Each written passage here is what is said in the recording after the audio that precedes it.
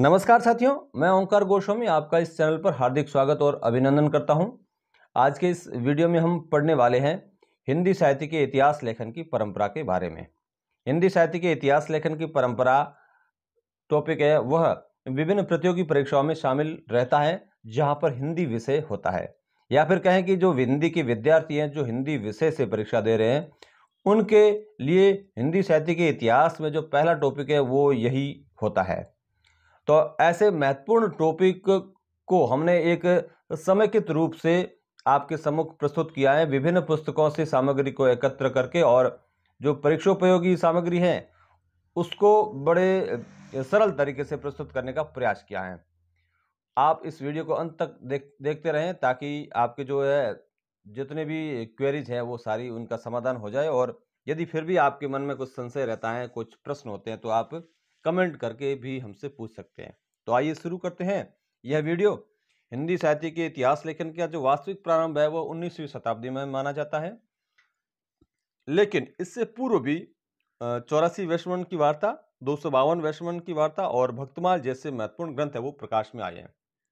लेकिन इन ग्रंथों के अंदर है वह कालक्रमानुसार वर्णन का अभाव था। इस कारण से इन्हें इतिहास ग्रंथ नहीं कहा जा सकता है। जब जब हम इतिहास लेखन की परंपरा पढ़ते हैं तो इन ग्रंथों का बारे में पढ़ते तो हैं, लेकिन इस परंपरा में इनको शामिल नहीं किया गया है। अब हम पढ़ते हैं इतिहास लेखन ग्रंथ की परंपरा के बारे में। सबसे जो पहला जो इतिहास लेखक है हिंदी का वह है गारसाद तासी। गारसाद तासी के बारे में जब हम पढ़ते हैं तो सबसे पहले हमें यही याद आता है कि हिंदी का दुर्भाग्य ही कहा जाएगा कि हिंदी साहित्य का इतिहास लिखने वाला पहला जो व्यक्ति है वो विदेशी था। गारसाद तासी हिंदुस्तान के नहीं थे, वे विदेश के थे, और हिंदी साहित्य जो कि हिंदुस्तान की भाषा है हिंदी, उसका साहित्य और पहली बार लिखने वाला व्यक्ति है वो गारसाद तासी था, जो कि विदेशी था। ये फ्रांस के रहने वाले थे और भारत में उर्दू के प्रोफेसर के रूप में कार्य करते थे, और प्रथम विदेशी जिन्होंने हिंदी साहित्य इतिहास लिखा ये गारसाद तासी है। हिंदी साहित्य के इतिहास लेखन की परंपरा का जो प्रारंभ करने का श्रेय है वो भी गारसाद तासी को जाता है। उनके इतिहास ग्रंथ का नाम है इस्तवार द ला लिटरेच्योर एंदोई हिंदुस्तानी, और यह फ्रेंच भाषा में लिखा गया था। इसका प्रकाशन 2 भागों में किया गया। पहले भाग के 2 संस्करण थे, यानी कि उसे 2 बार प्रकाशित किया गया, जिनमें पहला संस्करण है वो 1839 ईस्वी में और दूसरा संस्करण है वो 1847 ईस्वी में प्रकाशित हुआ, तथा द्वितीय संस्करण के 3 भाग किए गए, जिनमें प्रथम व द्वितीय 1870 ईस्वी में और तृतीय वो 1871 में प्रकाशित हुआ।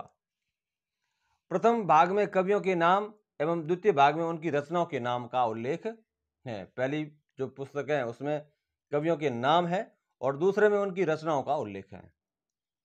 इनके ग्रंथ में कुल 738 कवियों का वर्णन है, जिनमें से हिंदी के मात्र 72 कवि है, और प्रथम कवि है वो अंगद माना गया है, और अंतिम कवि जिसका वर्णन किया है इस ग्रंथ में वो है हेमंत पंत। यह प्रश्न बहुत बार आता है, इनकी संख्या भी पूछी जाती है हिंदी के कवियों की, प्रथम कवि के बारे में भी पूछा जाता है और अंतिम कवि के बारे में भी पूछा जाता है। आचार्य रामचंद्र का इस ग्रंथ के बारे में क्या मत है वो जानते हैं। आचार्य रामचंद्र शुक्ल ने इसे वृत्त संग्रह मात्र कहा है। वृत्त संग्रह मात्र कहा है इस्तवार द ला लिटरेच्योर एंदोई हिंदुस्तानी ग्रंथ को, यानी कि गारसाद तासी के ग्रंथ को आचार्य रामचंद्र शुक्ल ने वृत्त संग्रह मात्र कहा है। इस पुस्तक को लिखने में 66 पुस्तकों की मदद ली गई, जिनमें से हिंदी से संबंधित मात्र 11 पुस्तकें थी। इस ग्रंथ में हिंदी एवं उर्दू के कवियों का वर्णन किया गया है। जैसा कि हम पहले पढ़ चुके हैं, हिंदी के मात्र 72 कवि हैं। प्रोफेसर लक्ष्मी सागर वार्ष्णेय ने इस ग्रंथ का हिंदी अनुवाद किया और उस ग्रंथ का नाम रखा हिंदुई साहित्य का इतिहास, और 1952 में प्रयाग, जिसे पहले इलाहाबाद कहा जाता था, से प्रकाशित करवाया। प्रोफेसर नलिल विलोचन शर्मा ने गारसाद तासी को प्रथम इतिहासकार के रूप में स्वीकारा है, और इस ग्रंथ का उर्दू अनुवाद तबका तस्सुहा नाम से करीमुद्दीन ने दिल्ली में किया है, जिसका जो प्रकाशन है वो the oriental translation committee Ireland से किया है। जो मूल ग्रंथ है ताशी का, उसका जो प्रकाशन है वो आयरलैंड से हुआ है, द ओरिएंटल ट्रांसलेशन कमेटी के द्वारा किया गया है। अब इस ग्रंथ के अंदर है वो उन्होंने वर्णानुक्रम पद्धति का प्रयोग किया है, और इस ग्रंथ में युगीन प्रवृत्तियों का अभाव है। ये इसकी विशेषताएं हैं, मुख्य विशेषताएं हैं। पद्धति है वो वर्णानुक्रम पद्धति है और युगीन प्रवृत्तियों का अभाव है। जैसा कि हमने पहले पढ़ चुके हैं कि इन्होंने पहले ग्रंथ में कवियों के नाम और दूसरा जो भाग था ग्रंथ का, उसके अंदर उन्होंने कवियों की रचनाओं के नाम लिखे हैं। अब हम आगे बढ़ते हैं। दूसरा जो ग्रंथ था वो शिव सिंह सेंगर का था। इन्होंने शिव सिंह सरोज नामक इतिहास ग्रंथ की रचना 1883 ईस्वी में की, जो नवल किशोर प्रेस लखनऊ से प्रकाशित हुआ।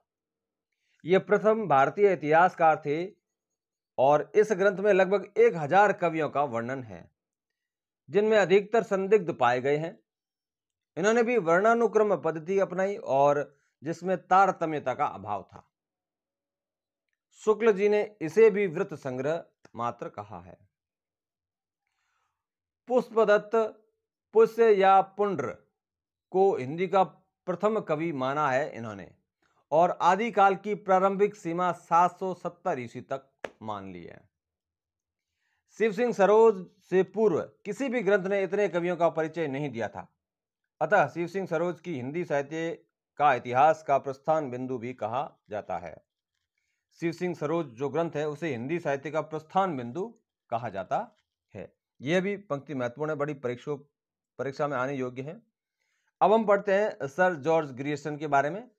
इन्होंने 1888 ईस्वी में the modern vernacular literature of Hindustan की रचना अंग्रेजी भाषा में की।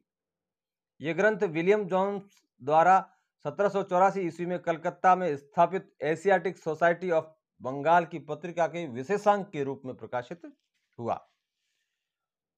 इनके इतिहास ग्रंथ में केवल हिंदी कवियों को ही स्थान मिला, संस्कृत, पाली, प्राकृत भाषा के कवियों को स्थान नहीं दिया गया, और इसी ग्रंथ का प्रथम बार काल विभाजन का प्रयास भी किया गया। इसी ग्रंथ में पहली बार जो काल विभाजन का काम किया है वो किया गया है जॉर्ज ग्रियर्सन के ग्रंथ में। कालानुक्रम पद्धति का प्रयोग इसके अंदर किया गया है, और हिंदी साहित्य इतिहास की नींव का पत्थर the modern vernacular literature of Hindustan को कहा जाता है। ये इसके बारे में महत्वपूर्ण जानकारियां हैं। इस ग्रंथ में कुल 952 कवियों का वर्णन है, जिसमें से 888 कवि शिव सिंह सरोज से लिए गए हैं। इनसे पूर्व पुस्तक जो हमने पढ़ी थी शिव सिंह सेंगर ने जो लिखी थी शिव सिंह सरोज, वहां से 888 कवियों को लिया गया है। शेष कवियों को ऐड किया है ग्रियर्सन ने। आचार्य शुक्ल ने इसे बड़ा वृत्त संग्रह कहा है। प्रारंभ में माना जाता था कि इस ग्रंथ को लिखने में इन्होंने 18 पुस्तकों की मदद ली, पर बाद में पता चला कि इन्होंने केवल 5 ही पुस्तकों की मदद ली थी, जो इस प्रकार हैं। तो कौन कौन सी पुस्तकें थी जिससे ग्रियर्सन ने जिसकी सहायता ली थी? वह थी विचित्रोपदेश, लेखक इसके थे कक्षेदी तिवारी। दूसरा है राग कल्पद्रुम। तीसरा ग्रंथ है श्रृंगार संग्रह। चौथा ग्रंथ है सौंदर्य तिलक हरिश्चंद्र का। और पांचवा ग्रंथ है शिव सिंह सरोज, शिव सिंह सेंगर का ग्रंथ। यह 17वें स्थान पर आती है। ग्रियर्सन ने ही भक्ति काल को स्वर्ण काल की संज्ञा दी है। यह बड़ा महत्वपूर्ण और बहुत बार इस प्रश्न को पूछा गया है, रिपीट किया गया है कि हिंदी के अंदर भक्ति काल को स्वर्ण काल की संज्ञा किसने दी? ग्रियर्सन ने दी। तथा हिंदी को अंग्रेजों द्वारा आविष्कृत भाषा कहा है। हिंदी भाषा का जो आविष्कार है वो अंग्रेजों ने कहा है, ऐसा मानना है ग्रियर्सन का।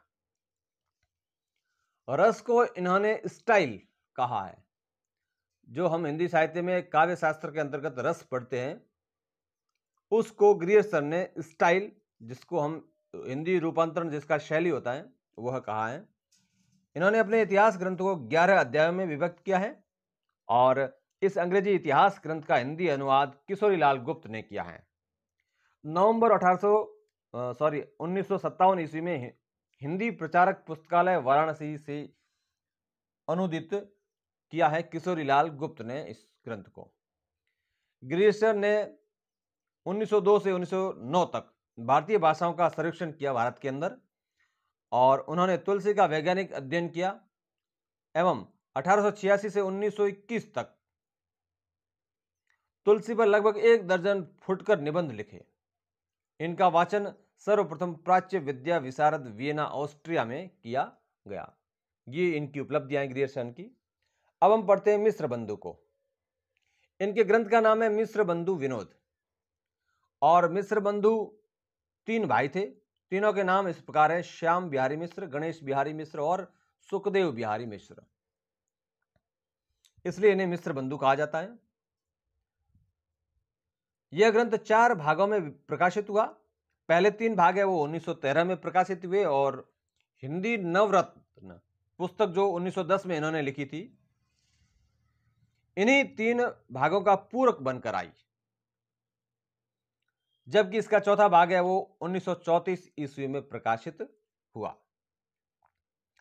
अब हिंदी नवरत्न के बारे में कुछ नोट लिखा गया है कि हिंदी नवरत्न पुस्तक में 9 कवि थे: तुलसी, सूर, देव, बिहारी, केशव, कबीर, त्रिपाठी बंधु, जिनमें भूषण और मतीराम शामिल है, चंद और हरिश्चंद्र। ये 9 कवि हैं। ये हिंदी नवरत्न में इनका वर्णन किया गया है। इस ग्रंथ में लगभग 5000 कवियों का वर्णन किया गया है, जिनकी वास्तविक संख्या 4591 है। जब ग्रंथ को बड़ी गूढ़ता से देखा गया तो पता चला कि जो कवि है जिनकी संख्या है 4591। आचार्य रामचंद्र शुक्ल ने इसे बड़ा भारी वृत्त संग्रह कहा है और मिश्र बंधुओं को शुक्ल जी ने परिश्रमी संकलनकर्ता भी कहा है। इन्होंने काल विभाजन 8 भागों में किया है और शुक्ल जी ने इस ग्रंथ का अनुकरण किया है और कहा है कि रीति काल के कवियों के परिचय लिखने में मैंने प्राय उक्त ग्रंथ से ही विवरण लिए हैं। ये मिश्र बंधु विनोद के बारे में उन्होंने वक्तव्य दिया है अपने ग्रंथ हिंदी साहित्य का इतिहास में। अब हम आगे पढ़ते हैं आचार्य रामचंद्र शुक्ल के बारे में। सच्चे अर्थों में हिंदी साहित्य का इतिहास लिखने की जो परंपरा है उसका इतिहास सर्वप्रथम शुक्ल जी ने ही किया है। इसका प्रारंभ है वो शुक्ल जी ने ही किया है। इन्होंने 1928 ईस्वी में हिंदी शब्द सागर की रचना की थी और वह हिंदी साहित्य शब्द सागर है एक पर्यायवाची शब्दकोश था। हिंदी शब्द सागर कोश के बारे में यदि हम कुछ जानकारी दें तो उसके निर्माण में 3 विद्वानों का महत्वपूर्ण योगदान था। वे थे बाबू श्याम सुंदर दास, रामचंद्र वर्मा और रामचंद्र शुक्ल। पंडित केदारनाथ पाठक ने शब्द सागर रचना लेखन में शुक्ल जी को अपूर्व सहयोग प्रदान किया था। इसी की भूमिका में इन्होंने हिंदी साहित्य का इतिहास की रचना जनवरी 1929 ईस्वी में की, जो सर्वप्रथम हिंदी साहित्य का विकास नाम से प्रकाशित हुआ। इसका प्रकाशन नागरी प्रचारणी सभा काशी से हुआ था। इस इतिहास ग्रंथ का संशोधित रूप 1940 ईस्वी में प्रकाशित हुआ। इसमें इतिहास को 4 भागों में विभक्त किया गया है। इनके इतिहास ग्रंथ में लगभग 1000 कवियों का वर्णन है।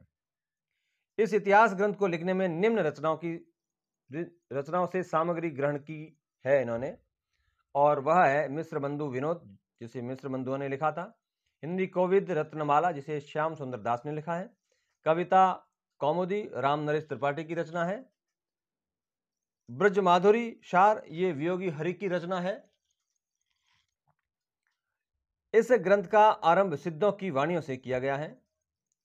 शुक्ल जी की प्रसिद्ध जो पंक्ति है वो है कि यदि प्रबंध काव्य एक विस्तृत वनस्थली है तो मुक्तक काव्य एक चुना हुआ गुलदस्ता। इन्होंने वीर गाथा काल के नामकरण में 12 ग्रंथों की मदद ली, जिनमें प्रथम 8 हिंदी के और अंतिम 4 अपभ्रंश के ग्रंथ है और उनका नामकरण इस प्रकार है। पहला जो ये हिंदी के क्रम संख्या अनुसार 1 से 8 तक तो हिंदी के ग्रंथ है, लेकिन 9 से 12 तक है ये अपभ्रंश के ग्रंथ है।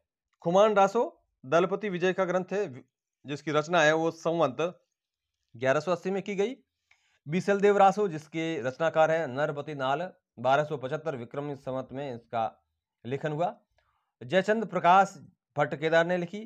पृथ्वीराज रासो चंद बरदाई ने लिखा जिसका लेखन है वो 1225 से 1249 के मध्य किया गया। जयमयंक जस चंद्रिका ये मधुकर कवि की है, 1240 विक्रम संवत में इसका रचना काल माना जाता है। परमाल राशो ये जगनिक का ग्रंथ है और 1330 विक्रम संवत में इसका रचना काल माना जाता है। पहेलियां अमीर खुसरो की है, ये 1350 विक्रम संवत में मानी जाती है इसकी रचना। और पदावली इसके रचनाकार है विद्यापति, जिसका 1400 विक्रम संवत में रचना काल माना जाता है। ये कुल 1 से लगाकर 8 कर ग्रंथ है, ये हिंदी के माने जाते हैं। अब अपभ्रंश के ग्रंथ है 4 अपभ्रंश के, जिनमें पहला है हम्मीर रासो, सारंगधर ने लिखा 1375 में। और विजयपाल रासो नलसी ने लिखा 1355 विक्रम संवत में, ये अपभ्रंश के हैं। और कीर्ति लता और कीर्ति पताका ये विद्यापति के ग्रंथ है, ये अवहट भाषा में है और 1460 में इनका रचना काल है, वो विक्रम संवत में इनका रचना काल माना जाता है। शुक्ल जी ने अपभ्रंश भाषा को प्राकृत भाषा कहा है। शुक्ल जी का जन्म है वो 1884 ईस्वी में बस्ती जिले, जो कि उत्तर प्रदेश में है, के अंगोना गांव में हुआ। इनका प्रमुख व्यावहारिक आलोचनात्मक ग्रंथ है वो है शूर, जिसमें भ्रमर गीत सार है, तुलसी गोस्वामी तुलसीदास का, और जायसी ग्रंथावली का आलोचनात्मक ग्रंथ है। इनकी सैद्धांतिक आलोचना रस मीमांसा है। और शुक्ल जी के निबंध संग्रह भी है चिंतामणि, जिसके 4 भाग है। पहला भाग 1949 में आचार्य शुक्ल ने इसका संपादन किया। भाग दूसरा है चिंतामणि का, 1930 में प्रकाशित हुआ और विश्वनाथ प्रसाद ने इसका संपादन किया। चिंतामणि का तीसरा भाग है 1983 ईस्वी में संपादित हुआ और कुसुम चतुर्वेदी व नामवर सिंह ने इसका संपादन किया। और भाग चौथा 2002 में प्रकाशित हुआ और ओम प्रकाश सिंह ने इसे संपादित किया। तो कुल चिंतामणि के 4 भाग हैं, जिनके संपादन इस प्रकार थे। आप इनके कविता का संग्रह है हृदय का मधुर स्रोत के नाम से प्रकाशित हुआ है। और डॉक्टर राम कुमार वर्मा जी ने सन 1938 ईस्वी में अपना हिंदी ग्रंथ हिंदी साहित्य का आलोचनात्मक इतिहास नाम से प्रकाशित किया। यह अगला ग्रंथ है। यद्यपि इनकी इसे 2 भागों में प्रकाशित करने की योजना थी, मगर ऐसा हुआ नहीं। इन्होंने केवल 693 ईस्वी से 1693 ईस्वी तक का ही वर्णन किया है। अतः यह अधूरा ग्रंथ है, क्योंकि इनमें केवल भक्ति काल तक का ही वर्णन है। यानी कि जो 2 भागों में प्रकाशित करने की योजना थी, तो उसमें पहला भाग ही वे लिख पाए। और यह 1000 वर्षों का इतिहास कहा जाता है, या 1000 वर्षों का हिंदी साहित्य का इतिहास का ग्रंथ है, वो है हिंदी साहित्य का आलोचनात्मक इतिहास, जो कि राम कुमार वर्मा ने लिखा। इन्होंने भक्ति काल की निर्गुण ज्ञानाश्रयी काव्य धारा को संत काव्य एवं प्रेमाश्रयी काव्य धारा को सूफी काव्य कहा है। इन्होंने अपभ्रंश के कवियों को भी हिंदी में शामिल कर लिया, इसलिए वे स्वयंभू को हिंदी का पहला कवि मानने की भूल कर बैठते हैं। वर्मा जी के इतिहास लेखन का प्रमुख आधार शुक्ल जी का इतिहास ही रहा है। इन्होंने अपने ग्रंथ में काल विभाजन 8 भागों में किया है। शुक्ल जी के वीर गाथा काल एवं वर्मा जी के चारण काल में कोई अंतर नहीं है। शुक्ल जी का नामकरण प्रवृत्ति के आधार पर है, जबकि वर्मा जी का नामकरण रचनाकार के आधार पर है। अब हम पढ़ते हैं आचार्य हजारी प्रसाद द्विवेदी को। आचार्य हजारी प्रसाद द्विवेदी का जन्म है वह छपरा जिला उत्तर प्रदेश के बलिया गांव में 1907 ईस्वी में हुआ और मृत्यु 1979 ईस्वी में हुई। इनका जो इनके बारे में कहा गया एक वक्तव्य है, वो है लोकनायक वही हो सकता है जो समन्वय की विराट चेष्टा लेकर आया हो। डॉक्टर गणपति चंद्र गुप्त के अनुसार संभवतः द्विवेदी पहले व्यक्ति हैं जिन्होंने आचार्य शुक्ल की अनेक धारणाओं एवं स्थापनाओं को चुनौती देते हुए उन्हें सबल प्रमाणों के आधार पर खंडित किया है। हिंदी साहित्य का इतिहास या कोई भी इतिहास ग्रंथ इन्होंने नहीं लिखा, लेकिन अपनी कुछ रचनाओं में इतिहास से संबंधित विचारों को व्यक्त किया है, जो इस प्रकार है। इनके इतिहास ग्रंथ नहीं है, लेकिन इनके ग्रंथों में इतिहास के बारे में अपने विचार इनके स्वयं की है। 1940 में इनका जो ग्रंथ था हिंदी साहित्य की भूमिका, और 1952 में 2 ग्रंथ आए, हिंदी साहित्य का उद्भव और विकास और हिंदी साहित्य का आदिकाल। उन्होंने वीर गाथा काल को आदिकाल नाम दिया, जिसे शुक्ल जी ने स्वीकार किया है। सन 1962 में बंग साहित्य अकादमी द्वारा टैगोर पुरस्कार से इन्हें सम्मानित किया गया और 1973 ईस्वी में आलोक पर्व निबंध पर साहित्य अकादमी पुरस्कार भी इन्हें प्रदान किया गया। आदिकाल को इन्होंने अत्यधिक विरोधों एवं व्याघातों का युग भी कहा है। अब हम पढ़ते हैं डॉक्टर गणपति चंद्र गुप्त के बारे में। 1965 में इन्होंने एक ग्रंथ लिखा, हिंदी साहित्य का वैज्ञानिक इतिहास। इन्होंने हिंदी साहित्य के इतिहास को 3 कालखंडों में विभक्त किया है। ये था नाम गणपति चंद्र गुप्त के साथ ही जो आज का जो वीडियो है वो लगभग समाप्त हो जाता है। जो महत्वपूर्ण जो परंपरा के अंदर आने वाले लेखक थे उनको हमने शामिल किया है इस वीडियो में। चूंकि वीडियो काफी लंबा होने वाला हो रहा है, इसलिए अगली कड़ी में हम और इतिहास ग्रंथों को शामिल करते हुए वीडियो निर्माण करेंगे और इसके बाद में क्रमानुसार हिंदी साहित्य के इतिहास को भी हम पढ़ते जाएंगे। आज का वीडियो है वो आपको कैसा लगा? आप अपनी प्रतिक्रिया कमेंट बॉक्स में लिखिए और साथ ही यदि आपके मन में कोई संशय है, कोई प्रश्न है तो उसे आप कमेंट में लिखिए। हम यथासंभव अपने आने वाले वीडियोस में उन प्रश्नों को शामिल करते हुए आपकी जिज्ञासाओं को शांत करने का प्रयास करेंगे। अगर आप चैनल पर यदि नए हैं तो इसे सब्सक्राइब जरूर करें और साथ ही बेल आइकन दबाएं ताकि आने वाली वीडियो का जो नोटिफिकेशन है वो आपको समय पर मिले। और पसंद आए तो इसे लाइक करें और शेयर करें। फिर मिलते हैं एक नई वीडियो में। जय हिंद।